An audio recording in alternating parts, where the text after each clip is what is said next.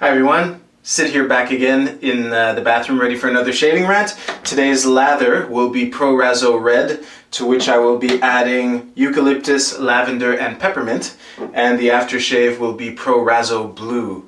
So, for this video I'd like to share some of my thoughts on the whole Cecil the Lion debacle, and this video will assume that you're familiar with the broad lines of the situation. I mean, there's been quite an outcry, which is part of the reason I'm shooting this video in the first place. So you can just Google Cecil the Lion if you have no idea what I'm talking about, like none of you.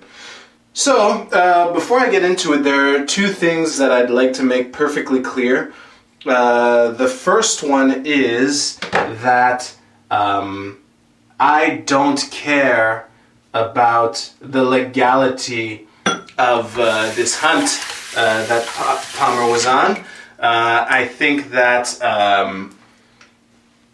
well, actually, for more information on why I don't care about the legality, I will refer you to one of my first videos on legality versus morality. In short, the whims of the words written on paper by bureaucrats who don't give a shit about anyone except themselves will not play any role in my moral judgment of this incident.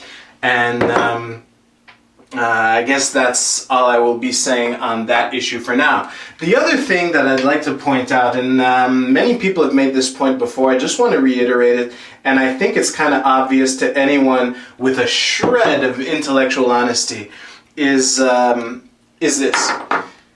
If some other lion had taken the bait, we wouldn't be talking about this. There is one exception case that I am willing to make, and I think that's kind of obvious too. If you've been consistently outspoken and speaking out against, trophy hunting and endangered species and how important it is to protect them, if you've been an outspoken conservationist for weeks or months or ideally years before this whole incident happened, congratulations, you've been accepted.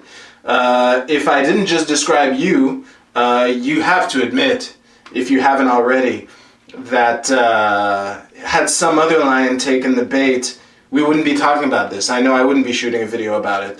And if you have any doubts, quick, how many animals per year are poached on average in Zimbabwe? You don't need an exact answer. You can ballpark it. And I had no idea either. Based on the very little amount of research that I did, it's basically one article that I will link to and refer to later in this video on Time Magazine. I basically did some numbers and I pulled the very little numbers in there and I did some rough estimates, and I would ballpark it between probably 1 and 200 per year on average. This is based solely on the numbers they gave for lions and rhinos. I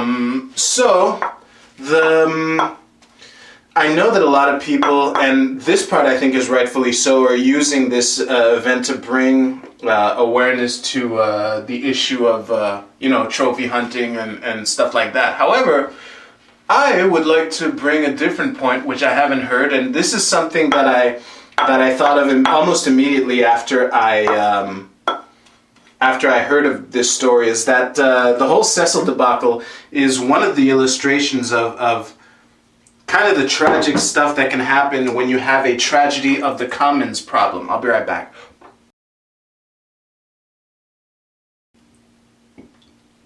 So, if you don't know what the tragedy of the commons problem is, I wanted to shoot a video on this for a while. Maybe I will anyway. But I'll put a link under this video. But the bottom line is, and this is what brought me to this question almost immediately when I heard of the situation. There's a book I read on Volitional Science by Andrew J. Galambos. And up to very recently, I didn't even know he had a Wikipedia page to his name. I'm very happy. I will definitely link to that in the video, under this video. And one of the lessons that I drew from this book on, I think it was V201 or something, basically, the most fundamental question you could ask about anything is, whose is it? Now, this rests on a bunch of premises that, volitional science is one of these things that I've been trying to organize my thoughts enough to maybe start to present it. But I think that just whether or not you agree that whose is it is the most fundamental question you can ask about anything, it's still an important question to ask, and it's the question that I'm going to ponder out loud over the next couple minutes.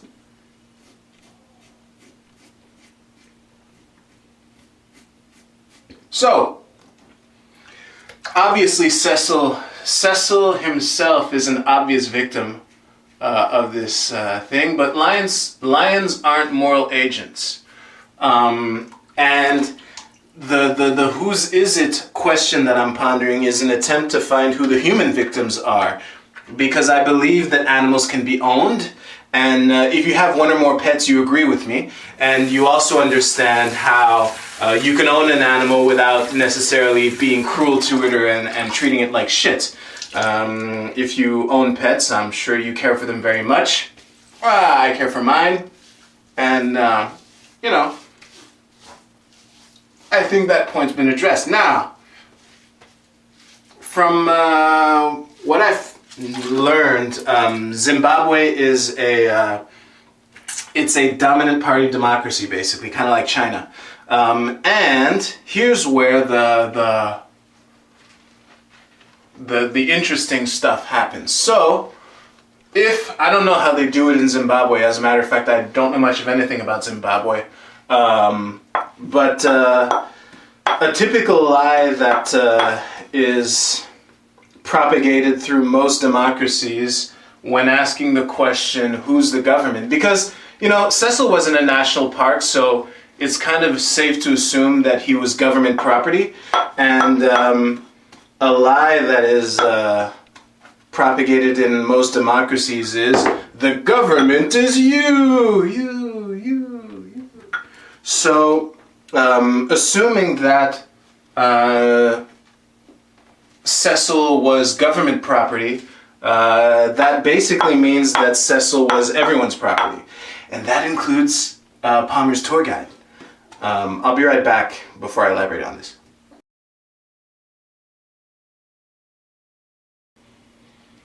So yeah, basically, governments, and especially democracies, they turn everything they touch into this giant tragedy of the commons problem. And it makes things that would, on most levels, be really simple, a little more complicated than they need to be.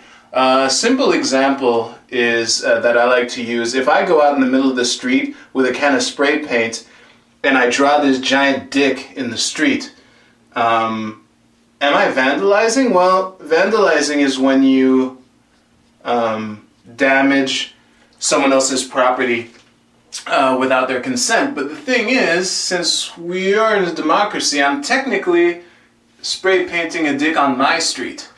And, one whatever millionth the population of Quebec is my street, or Laval, or the place, whatever group of bureaucrats is claiming ownership of this street. You get the idea. Is that I'm part owner of this, so the question of vandalism kind of becomes a little more complicated, and you got to get into these words written on paper by bureaucrats, which I reject. And again, I'll refer you to the video that I referred to earlier on legality versus morality. Now, when we apply this to Cecil, Cecil partly belonged to Palmer's Guides, and you know, if you want to accept $50,000 to let someone shoot your dog, I wouldn't find that. I'd probably dissociate from you, depending on the circumstances, but it's definitely within your rights to do so. I mean, it's your dog, and if you want to let someone pay whatever amount of money to shoot your dog, it's within your rights to do so. Which is one of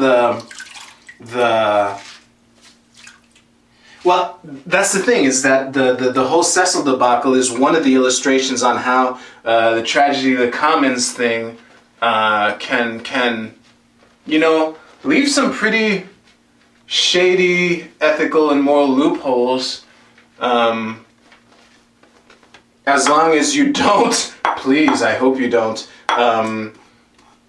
base your sense of right and wrong with words written on paper by bureaucrats. Because again, and I'll say this, the main problem with that is that what's forbidden today can be mandatory tomorrow, and vice versa.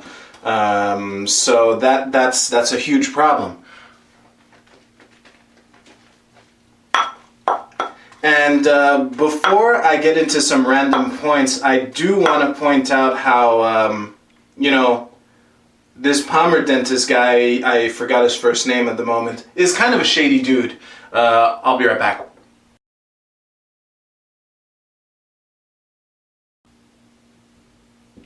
So yeah, I was digging a bit, and I stumbled onto this this story about how apparently in the past there was this this bear that he killed on, and it was apparently an illegal killing, and he made some kind of fraudulent or false thing, maybe moved the bear or something after the fact to make it appear legal.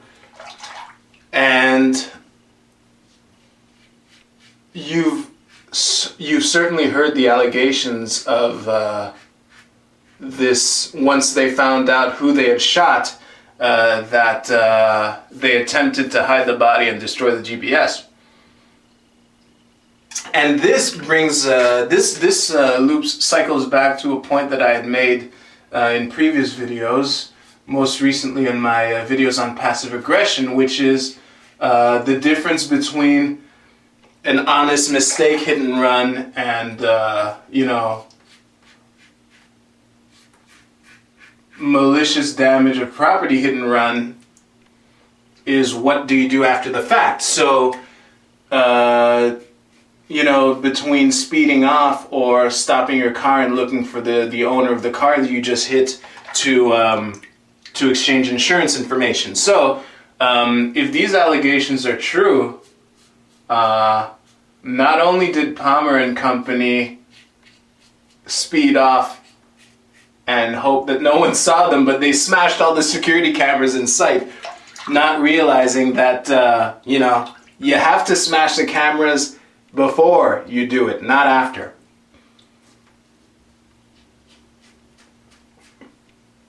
It's like a criminal robbing a bank and taking his mask off and then doing that blackout thing on the cameras. It doesn't make any sense. But anyway, coming back to my hit and run metaphor, he definitely sped off, which is kind of an illustration of his shady character. So like, no matter what I think, I mean, yes, I'm a fan of animals. I empathize with them to an extent, and I would like to live in a world with much biodiversity and, you know, all these animals still in existence and whatnot. Where was I going with this? I forget. So anyway, I like animals, you know, I empathize with animals, but the bottom line is that Cecil the Lion is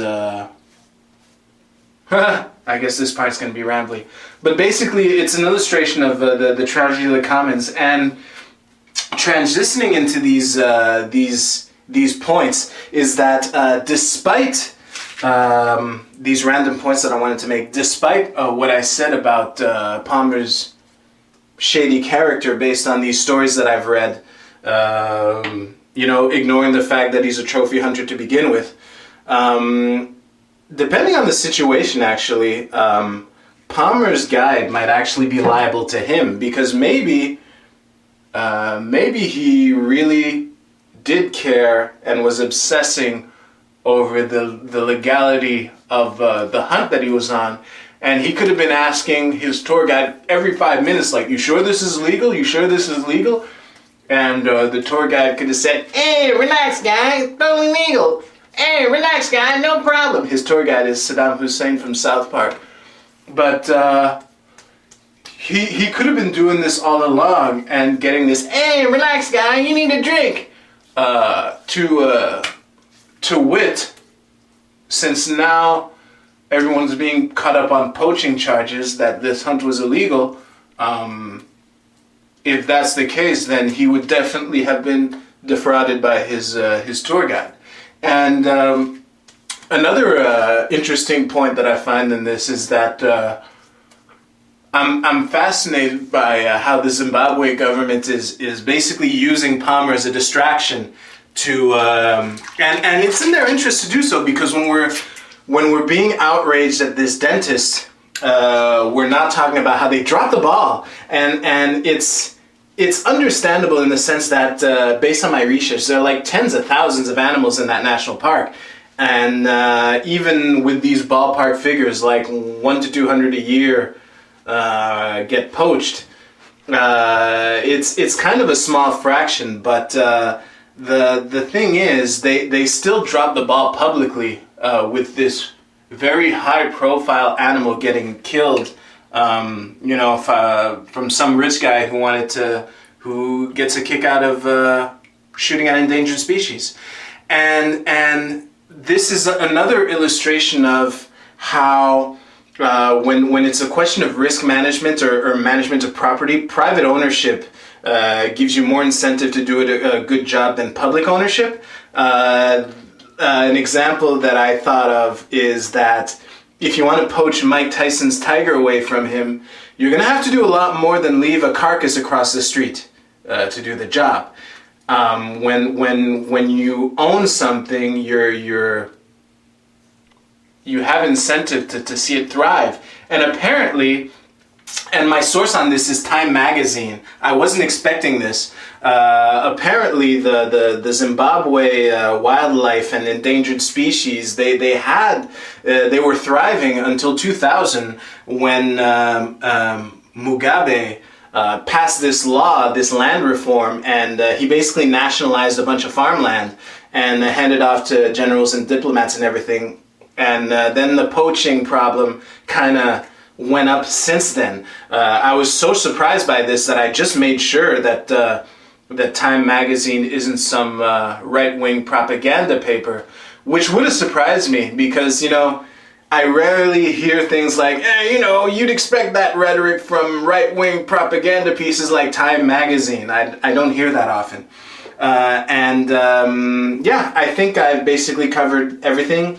My rambly bit of a couple seconds ago will cover for this rambly bit that I'm omitting now. So I've rambled enough for this video, and I will thank you for watching. You can please like and share, leave comments under this video if there's anything you'd like clarifications on, or some videos that I've thought of that you'd like to see. You can let me know. And please subscribe to me on YouTube. That would help me out a lot. And you will find links to my Twitter and Tumblr and all that other stuff under this video. So thank you very much again for watching, and I'll see you soon. You take care.